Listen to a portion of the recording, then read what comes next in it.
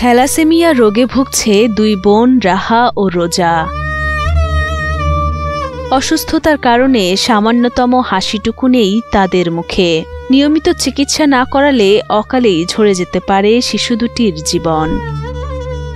বড় হয়ে ডাক্তার হতে চাইলেও অসুস্থতা যেন কাল হয়ে নেমেছে তাদের জীবনে।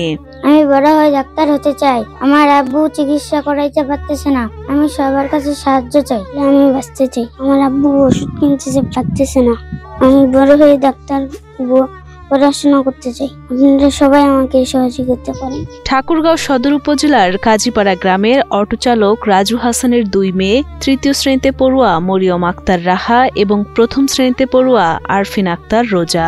জন্মের মাত্র 6 মাস পর অসুস্থ হয়ে পড়লে চিকিৎসকের কাছে নেওয়া হয় এবং পরীক্ষা নিরীক্ষা শেষে জানা যায় তারা দুজনেই থ্যালাসেমিয়ায় আক্রান্ত।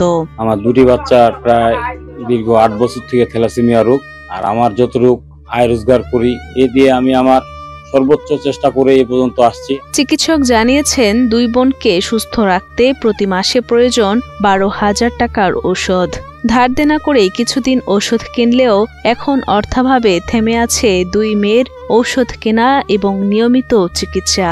যে ওষুধ দিছে প্রতি মাসে 12,000 টাকার করে ওষুধ লাগবে। এই 12,000 টাকার প্রতি মাসে ওষুধ আমার পক্ষে দেওয়া সম্ভব না। আমি 12,000 টাকা প্রতি মাসে আয় রোজগার করে পাই।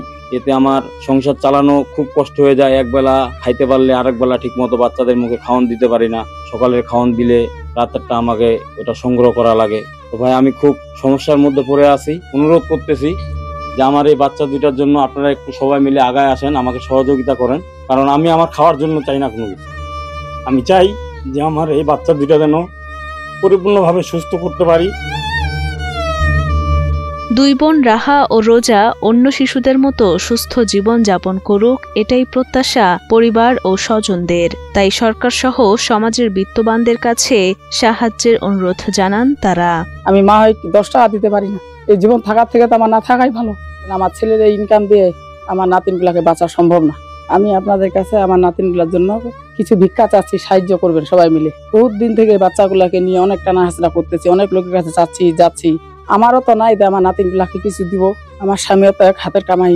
যদি একটু সহযোগিতা করেন আমার নাতিনগুলাকে, তো মনে বাচ্চাগুলাকে বাঁচাইতে পারবো।